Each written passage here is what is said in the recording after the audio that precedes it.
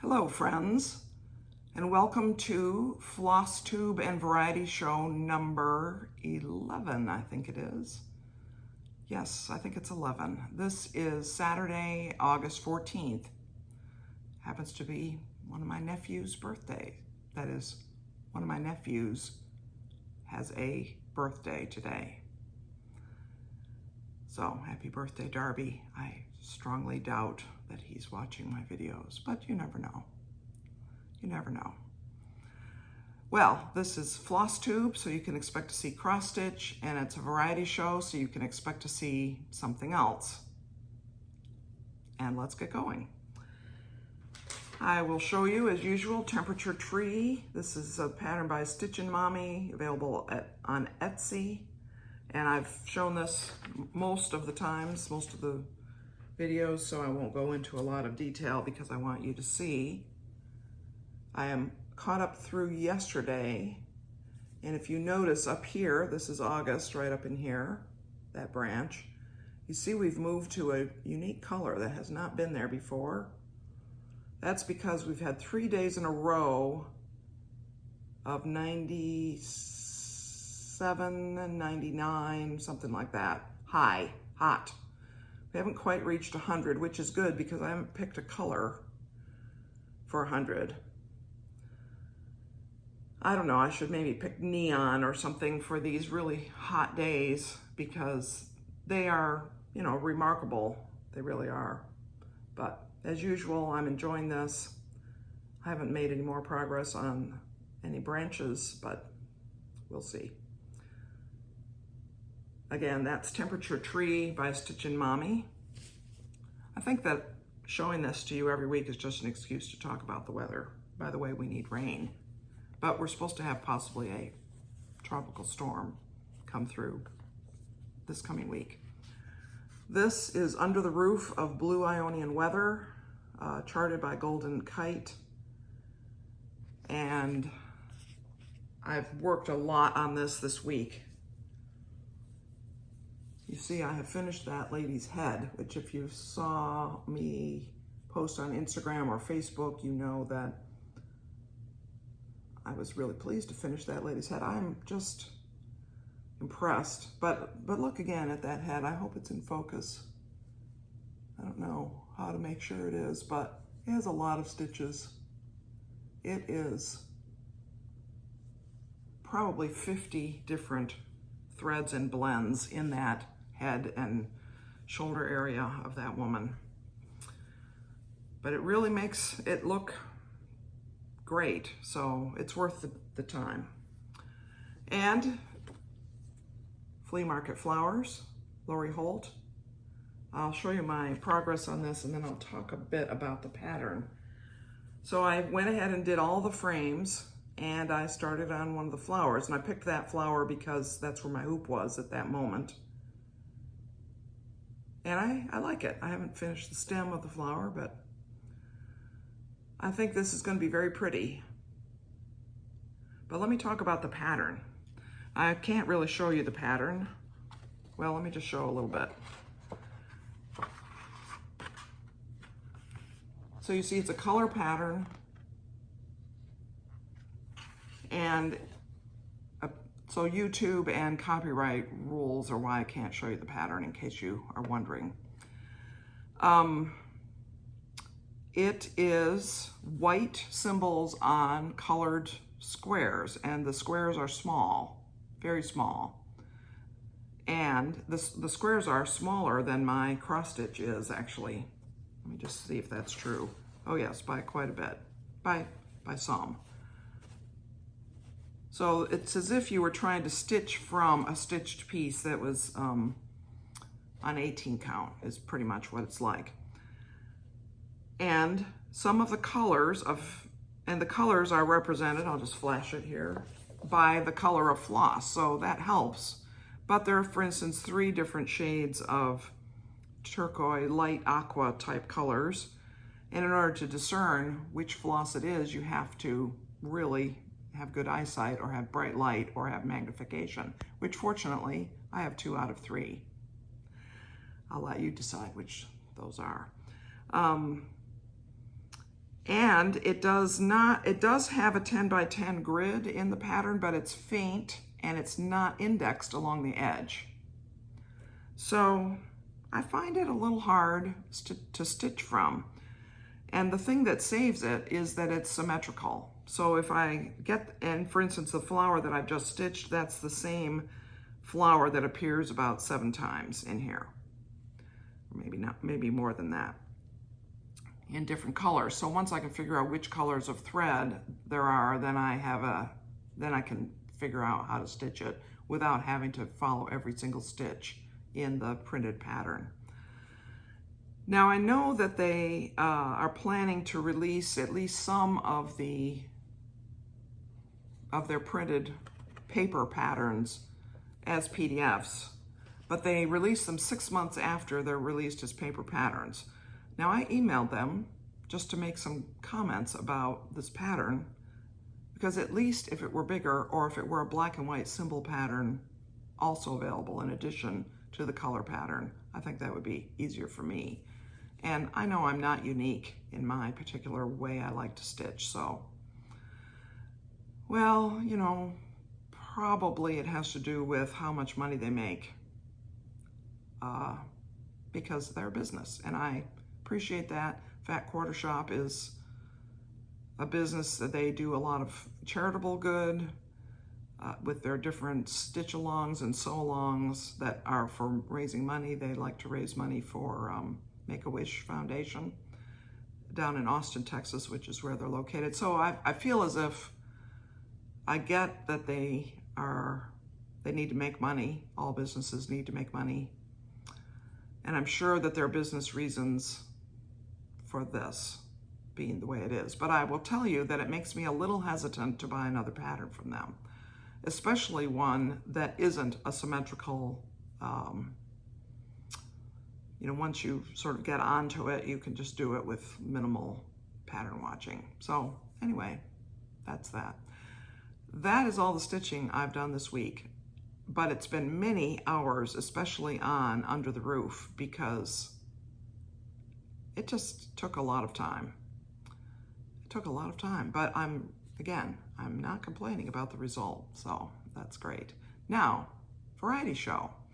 North Carolina has a state fair every October, except for October of 2020, when they did not have a state fair. But they're having one this year, at least so far they're having it. They haven't announced anything different about it. And I think I mentioned in my video where I talked about tatting, I did talk about tatting, right? I think I did. That I entered tatting in the North Carolina State Fair many years ago. I also entered a quilt in the North Carolina State Fair many years ago. That won a second prize. And I won blue ribbon, first prize for my tatting, one of the 2 years I entered. The other year I didn't win anything for my tatting. Crazy. Because how many tatters are there, really? I actually think, parenthetical statement here, I think there are more now than there were 20 years ago. I think the younger generation is getting on to practicing the ancient crafts. But I'm going to enter a quilt that is finished, ready to go in the state fair, and I'm also going to enter another category, which is a new hobby I just started in January, and I'll show you some examples. Though I don't think, this is not what I'm going to enter, I don't think. I think I'm going to make something new, but this is tablet weaving. And this is my most successful piece in terms of not making mistakes. And here's another one. This one I think doesn't have any mistakes. This is wider, as you see. And this is, you know, it's not the same front and back, usually. It's kind of thick. This happens to be made with cotton carpet warp, which is strong and thick-ish and comes in a lot of colors and is not too expensive. It's a great way to start. And if you want something to be, for instance, the straps of purses or even a guitar strap or a dog leash or something like that. That's what that's for. And here's another example. This is strategically wound up so you only see the parts that are correct, because there were a lot of mistakes. I find that it requires quite a bit of concentration. So that's the product, and this is what you make it out of. This is the thread. Comes in big spools like this. Or you can also use pearl cotton, which I have made one length of tablet weaving out of pearl cotton. I really liked it. I don't have it at home. It's at my friend's house. But let me show you the loom. I wonder if I can get this in the picture. So this is an Inkle loom, I-N-K-L-E. I have information in the description box, as usual, as I always do, about what I talk about. And this is, would have thought they would have printed their name on it. Oh yes, it's a Schacht. S-C-H-A-C-H-T is the brand. It's made of maple. And the way it works is you wind your threads around these pegs, you know, back and forth like this to get more length out of a small space. And then you use tablets or cards, sometimes it's called card weaving, to manipulate the threads. And I don't have this warped up right now because I haven't decided what I'm going to do. But next time I show it to you, I'll show you. So the cards, this is the particular card I'm using. They're labeled A, B, C, D. They have holes in them. The hole in the center, I'm sure it has purpose. I just don't know what it is. And you run your threads through the holes. And then when they're there, you have threads and there's a gap because the holes have a gap. And to change which threads are on top, you rotate the card. So that twists the thread, and you rotate it either forward or backward. And it makes these different, let me show you this again. It makes these different patterns. And this is a warp-faced type of weaving, i.e. the warp threads are what shows. And the weft threads are inside there, and you don't see those. They're hidden, they're behind the warp threads. And this is what the pattern looks like. So this is the pattern that produced this, for example. I'm showing you, yeah. It's hard to tell if this is in focus. So I'm going to enter some tablet weaving in the fair. And the rules for the fair are whatever you enter has to have been completed since the last fair, which in this case is 2019. Because we didn't have a fair last year. So normally it's it's always between the end of the last fair or the beginning maybe of the last fair, excuse me, to the beginning of the current fair. And I have to send in my entry form on September 15th, and I have to deliver the objects that I'm actually entering on October 10th, maybe. The fair starts, I think it's the 14th of October. So I have to decide for sure if I'm entering tablet weaving and what I'm going to enter. But I'm 99% sure I am going to enter something because it's fun to do, and it would be fun to make something special that doesn't have mistakes in it now that I've sort of gotten on to how to do it, how much focus it requires, how to keep track of where I am in the pattern. And I'll show you, so let me show you some other patterns. So the red, white, and blue diamonds, that's this. And you see that it was charted to be used to make a rainbow pattern, but I noted down here what colors I was going to use. Some of them are more complicated. So here's one. This might be that black and yellow one that I showed you, but the squares that have the white background, you turn the cards forward, the squares that have the gray background, you turn the cards backward, and you have to keep track of what you're doing, which way you've gone. The fact that the cards are labeled A, B, C, D helps you keep track, but you still have to have your mind engaged. And this is one I would like to make, but it's really wide. It takes 46 cards, and I can't do that many cards on this Inkle loom using this kind of thread, this thicker thread, but I could do it using pearl cotton because it's thinner. So I think I might try that sometime. And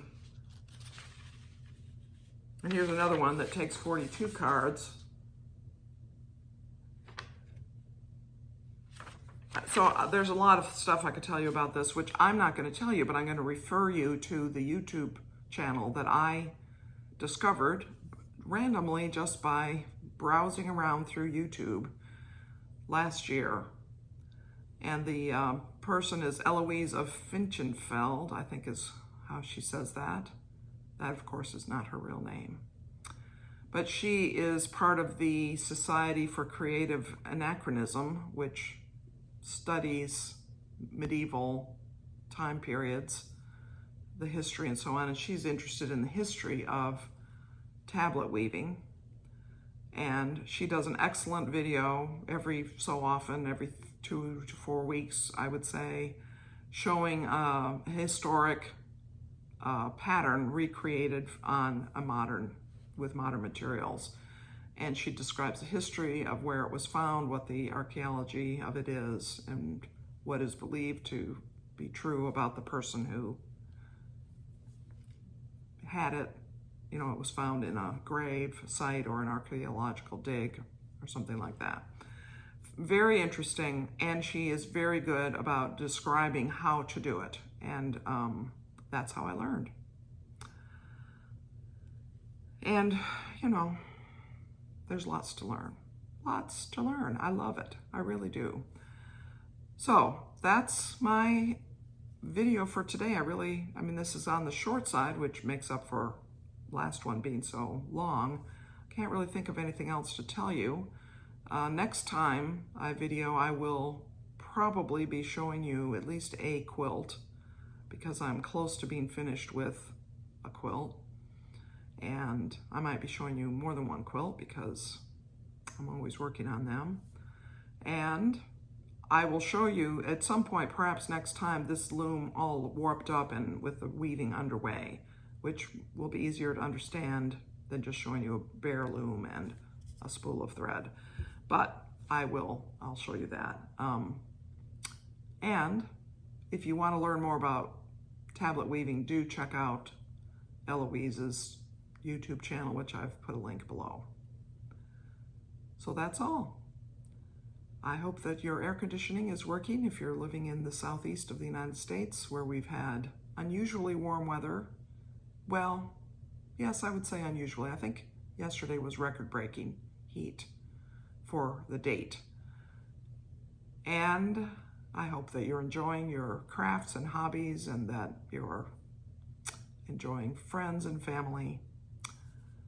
And that's all for today. Many blessings to you, friends.